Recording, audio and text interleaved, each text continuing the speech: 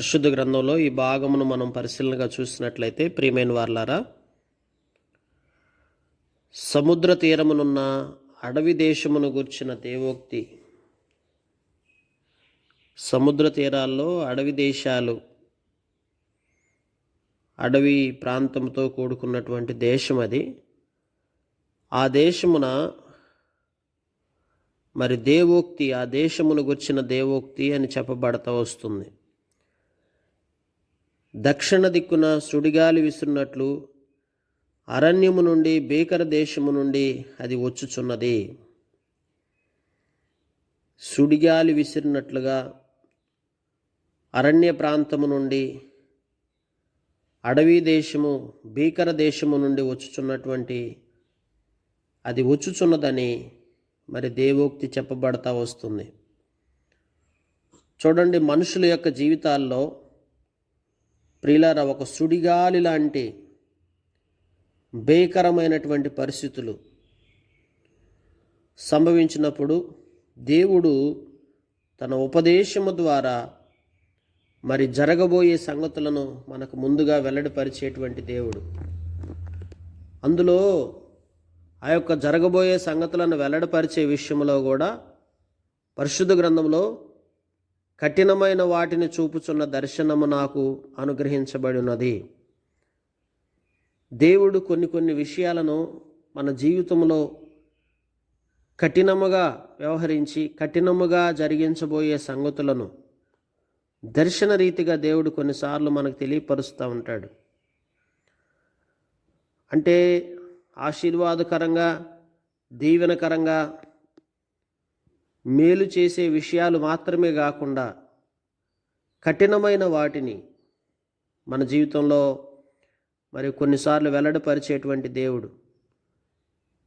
సహజ సిద్ధంగా మనందరి జీవితాల్లో కఠినమైన వాటిని ముందుగానే దేవుడు తెలియపరిస్తే దానికి చాలా బాధపడతాం. అయ్యో, దేవుడేంటి ఇట్లా జరిగించబోతున్నాడా, మనతో కఠినంగా వ్యవహరించిన, కఠినంగా ముందు జరగబోయే సంగతులను దేవుడు మనకు దర్శన రీతిగా తెలియపరిచిన వాటిని మనం తట్టుకోలేం. దేవుడు మన విషయంలో ఎక్కడ కఠినంగా వ్యవహరించినా, ఏ విషయాల్లో మనతో మాట్లాడేటప్పుడు, మనకు దర్శన రీతిగా ఏదైనా విషయాలు తెలియపరిచేటప్పుడు, మన జీవితంలో ఏదైనా జరిగించబోయేటప్పుడు కఠినంగా వ్యవహరిస్తే మనం చాలా బాధపడతామండి. అయితే ఇక్కడ చూపుచున్న దర్శనం చూసినప్పుడు ఆ దర్శనము చాలా కఠినమైన వాటిని చూపుతున్నది. ఏంటి ఆ కఠినమైన వాటిని అని చూసినప్పుడు, మోసం చేయువారు మోసము చేయుదురు, దోచుకొని వారు దోచుకుందురు. ఎలాము బయలుదేరుము. లోకములో మోసం చేసేవారు మోసం చేస్తుంటారు, దోచుకునేవారు దోచుకుంటారు. ప్రియులారా, అయితే ఎలామో బయలుదేరుము, మధ్య ముట్టడి వేయము, వారు నిట్టూర్పంతయో మాన్పించుచున్నాను. నా నడుము బహు నొప్పిగా ఉన్నది, ప్రసవించు స్త్రీ వేదన వంటి వేదన నన్ను పట్టి ఉన్నది. ఈ ప్రసవ వేదన మనుషుల జీవితాల్లో మోసము, దోపుడుకి అలవాటు పడినప్పుడు, మోసపూరితమైన జీవితానికి అలవాటు పడినప్పుడు, దేవుడు మన జీవితాల్లో మరి ఎలాగూ దాన్ని రిసీవ్ చేసుకుంటున్నాడు అని ఆలోచిస్తే, అంటే దాన్ని ఎలా స్వీకరిస్తున్నాడని ఆలోచించినట్లయితే, ఆ యొక్క నిట్టూర్పు, అలాగే నడుము బహు నొప్పిగా ఉన్నది, అలాగే ప్రసవించు స్త్రీ వేదన వంటి వేదన అనుభవిస్తున్నాడు. అందుకే అపొస్తలుడైన పౌలు గారు చెప్తాడు, నేను ప్రసవ వేదన అనుభవిస్తున్నానని చెప్తా వస్తాడు. ఈ ప్రసవ వేదన అంటే అంతకు మించి పెయిన్స్ ఈ భూమి మీద మరొకటి లేదు. అందుకనే ఆది కాండములో దేవుడు హవ్వాకి ఇచ్చినటువంటి శాపంలో అత్యంత కష్టతరమైనటువంటి శాపం ఏదంటే ప్రసవ వేదనే.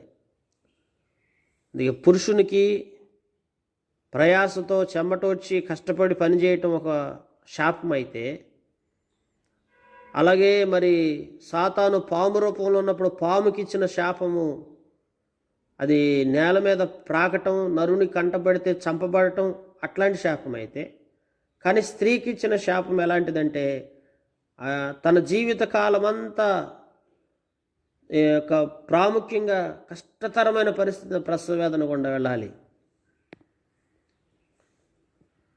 ప్రియులారా, కనుక ఈ ప్రసవ వేదన అనేది అపొస్తలుడైన పౌలు గారు సంఘపక్షాన ఎవరైతే మరి మోసపూరితమైన బతుకుతూ దోచుకుంటూ తమ జీవితాల్లో సరైన విధానంలో బ్రతకట్లేదో అలాంటి వారి విషయంలో మరి దేవాతి దేవుడు పడుతున్నటువంటి ఆ నొప్పి, ఆ వేదనని, ఆ బాధని, ఆ యొక్క అది విభ్రాంతి చేత చూడలేకుండా ఉన్నటువంటి ఆ స్థితిని మనుషుల జీవితాల్లో పాపం ఏలుబడి చేస్తా ఎప్పుడైతే మోసంతో దోచుకునే స్వభావం కలిగి బ్రతుకుతూ ఉన్నారో ఆ స్థితిని ఇక్కడ వివరించడం జరుగుతూ వచ్చింది. కనుక దేవుడు మనతో ఎప్పుడు కఠినంగా వ్యవహరిస్తాడో తెలుసా?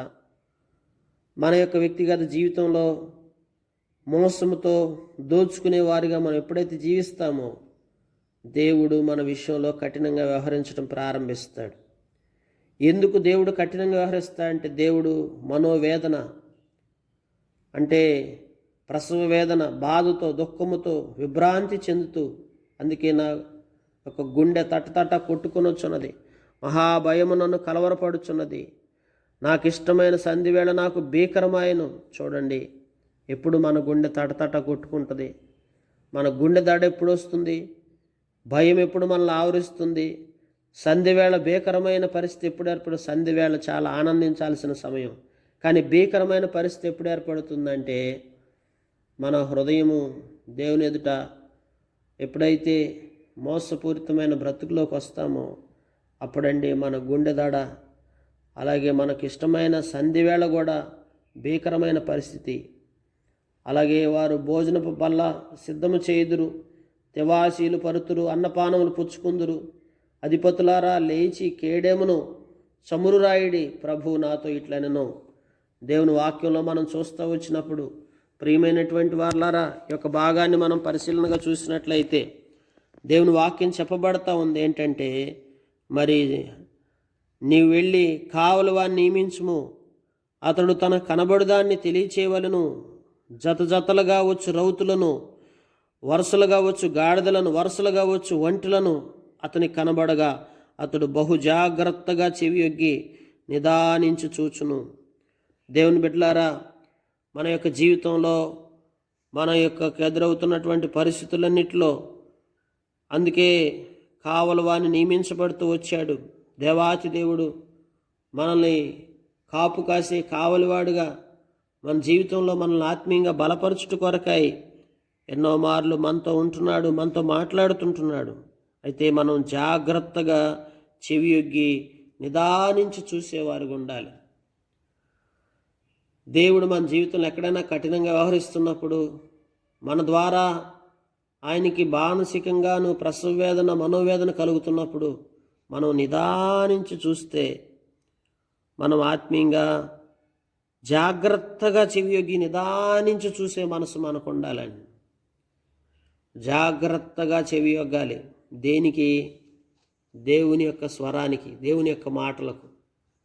ఈ రోజున దురద చెవులు, మన యొక్క చెవులు ఎట్లా అయిపోయినాయి అంటే వినుట మాత్రం వింటున్నాయి, కానీ ఏమాత్రం మార్పు కానీ ఆ వాక్యానికి చెవియొగ్గిన దాన్ని బట్టి జాగ్రత్త పడే విషయం కానీ మనం లేనప్పుడు, నిదానించి దాన్ని జాగ్రత్తగా చూసే మనసు మనకు లేనప్పుడు ప్రియులారా, దేవుణ్ణి మనం ఎంతో బాధకు గురి చేసేవారుగా ఉంటాం. ఎట్టి రీతిగా మన యొక్క హృదయాలోచనలను బట్టి, మన తలంపులను బట్టి, మన మోసపూరితమైనటువంటి బ్రతుకును బట్టి దేవుణ్ణి మనం ఎంతగానో బాధకు గురి చేస్తూ ఉంటాం ప్రియులారా. అట్టి రీతిగా మనం బాధకు గురి చేస్తూ మనం నిదానించి ఎప్పుడైతే జాగ్రత్తగా చెవియొగ్గి దేవుని వాక్యం పట్ల జాగ్రత్త వహించి చెవియొగ్గి ఎప్పుడైతే నిదానించి మనం దాన్ని చూడలేకపోతామో ఆత్మీయంగా, అందుకే అక్కడ రాస్తాడు, సింహము గర్జించినట్లు కేకలు వేసి నా ఏలినవాడా పగటి వేళ నేను నిత్యమును కావలి బురుజు మీద నిలిచి ఉన్నాను, రాత్రి అంతయో కావలి కాయిచున్నాను, ఇదిగో జతలుగా రౌతులు దండు వచ్చున్నదని చెప్పాను. కనుక పగటి వేళ కావలి, రాత్రంతయు కావలి. మరి మన పట్ల దేవుడు ఎంతగానో మన పట్ల కాపుదల ఉంచుతూ వస్తున్నప్పటికీ మరి యొక్క రౌతులు జత జతలుగా రౌతులు దండు వచ్చున్నది అని చెప్పాను. కనుక ప్రియులారా, యొక్క లేఖనాల్లో మనం చూస్తుంటున్నప్పుడు దేవుడు మనల్ని ఎన్నో విషయాల్లో మనం జాగ్రత్తగా పరిశీలించుకొని మరి వివేకము కలిగి దేవుణ్ణి వెతుకువారు కలరేమో అని దేవుడు ఆకాశం నుండి చూస్తూ ఉన్నాడు. కనుక వివేకము కలిగి జాగ్రత్తగా ఆయన వెతికేవారిగా మనం ఉండాలి. అప్పుడు దేవుడు మనల్ని కాచి కాపాడుతాడు పిల్లారు. అందుకే వాని దేవత విగ్రహములన్నిటినీ ఆయన నేలను పడదోసి ఉన్నాడు, ముక్క ముక్కలుగా విరగొట్టి ఉన్నాడని చెప్పుచూ వచ్చెను. కనుక ప్రియులారా, మన యొక్క వ్యక్తిగత జీవితంలో మనం నిదానించి చూడకపోతే దేవుడు తన యొక్క హస్తముతో మన జీవితంలో ఉన్నటువంటి ఆ యొక్క విగ్రహములను ముక్కలు ముక్కలుగా విరగొట్టి ఉన్నాడని రాయబడుతూ వచ్చింది. విరగొట్టడం జరుగుతుంది. మన యొక్క ఆత్మీయ జీవితంలో జాగ్రత్త ఎప్పుడైతే ఉండదో మనం దేవుని చేత విరగొట్టబడతాం. నాడు భౌతికంగా ఉన్న విగ్రహాలు కాదండి, అంతరంగంలో ఏదైతే మనకు బానిస బ్రతుకైపోయిందో, ఏ బలహీనతకైతే మనం చోటిచ్చి దాని కొరకు అది మన జీవితంలో ఒక విగ్రహంగా మారుతూ వచ్చిందో, ప్రియమైన వారలారా, దానిని మనం తీసివేసుకోకపోతే దేవుడు మనల్ని విరగొట్టే దేవుడుగా ఉన్నాడండి. అందుకే నేను కూర్చిన నా ధ్యానము, నా కళ్ళములో దేవుని వాక్యంలో నూర్చబడిన వాడా, ఇశ్రాయేలు దేవుడును సైన్యములకు అధిపతి యెహోవా వలన నేను విన్న సంగతిని నీకు తెలియజేయుచున్నాను. కనుక దేవుడు మనకు తెలియజేస్తున్న సంగతి ఏంటంటే మనం సరిదిద్దుకోవాలి. దేవుడు మనతో ఎక్కడా కఠినంగా వ్యవహరించకుండా, మనం దేవుని ఎక్కడా బాధ పెట్టేవారికి ఉండకుండా, ప్రసవ వేదన అనుభవించే స్థితిలో మనం బ్రతకకుండా, మోసపూరితంగా ఉండకుండా, దేవుని యొక్క వాక్యమునకు చెవియొగ్గి బహు జాగ్రత్త పడుతూ నిదానించి దేవుని చిత్తాన్ని తెలుసుకొని, మనం ఎప్పుడైతే మన అంతరంగికంగా ఉన్నటువంటి విగ్రహాలన్నిటినీ తీసివేసుకొని దేవుని వైపు తిరుగుతామో, దేవుడు మనం ఆత్మీయంగా మనం జీవించగలుగుతాం, ఆశీర్వాదకరంగా మనం ఉండగలుగుతాం. లేకపోతే మన జీవితాల్లో ఉన్నటువంటి ప్రతిదాన్ని ముక్కలు ముక్కలుగా దేవుడు విరగ్గొట్టి ఆత్మీయంగా మనల్ని బలపరిచే దేవుడు ఉన్నాడని పరిశుద్ధ గ్రంథంలో మనం చూస్తుంటున్నాం. అందుకే నేను వినిన సంగతి నీకు తెలియజెప్పుచున్నానని దేవుని వాక్యంలో మనం చూస్తుంటున్నాం. ప్రవక్త అయిన ఇషయా ఏ విషయాలైతే దేవుని యొద్ద వింటా వచ్చాడో వాటిని మనకు తెలియపరుస్తుంటున్నాడు. కనుక ఇక్కడ దుమాను గూర్చిన దేవోక్తి కూడా చెప్పబడుతూ వచ్చింది. కావలివాడు రాత్రి ఎంత వేళైంది, కావలివాడా రాత్రి ఎంత వేళైంది అని ఒకడు సియోరులో నుండి కేకలు వేసి నన్ను అడుగుచున్నాడు. కావలివాడు ఉదయమగును రాత్రి అగును మీరు విచారింపగోని అట్లా విచారించుడి, మరలా రండి అనుచున్నాడు. దేవుని వాక్యంలో ఎంత వేళైంది, కావలివాడు. పరిశుద్ధ గ్రంథంలో మనం చూస్తుంటే ఉదయం ఎప్పుడవుతుందా అని కావలివాడు రాత్రి అంతా మేలుకున్నప్పుడు ఎంత టైం అయిందని చూసుకుంటూ ఉంటాడు. దేవుని వాక్యంలో పరిశుద్ధ గ్రంథంలో మనం చూడొచ్చండి. ఎందుకంటే దేవాతి దేవుని గురించి చెప్పబడిన మాట ఏంటంటే, ఇశ్రాయేలును కాపాడువాడు కునకడు నిద్రపోడు. ఆయన మనల్ని నిరంతరము కాపుగాస్తుంటున్నాడు. ఆయన నిరంతరం మనల్ని భద్రపరుస్తుంటున్నాడు. అయితే ప్రియులారా, మరి ఈ లోకములో మన యొక్క వ్యక్తిగత జీవితంలో దేవుని యొక్క కాపుదల కొరకు మనం ఎప్పుడు కనిపెట్టుకునే వారికి ఉండాలి. అరేబియాను గూర్చిన దేవోక్తి ఏంటంటే, దదానీయులైనటువంటి అక్కడ పార్థవాహులారా, సాయంకాలమున మీరు ఆ అరబీ ఎడారిలో దిగవలెను. తేమా దేశ నివాసులారా, దప్పిగొన్న వారికి నీళ్లు తెండి, పారిపోచున్న వారికి ఎదురుగా ఆహారము తీసుకుని రండి. ఖడ్గ భయము దూసిన ఖడ్గ భయము చేతను, ఎక్కువ పెట్టబడినటువంటి ధనుస్సుల భయము చేతను, క్రూర యుద్ధ భయముల చేతను వారు పారిపోచున్నారు. అరేబియా యొక్క దేవోక్తి ఏంటంటే వారు పారిపోతున్నారని రాయబడుతూ వచ్చింది. ఎందుకు పారిపోతున్నారు? ఖడ్గభయము చేత, ఎక్కుపెట్టబడిన ధనస్సుల చేత, క్రూర యుద్ధ భయము చేతను పారిపోతున్నారని చూస్తుంటున్నాం. అయితే ప్రభు ఎలా సెలవిస్తున్నాడు?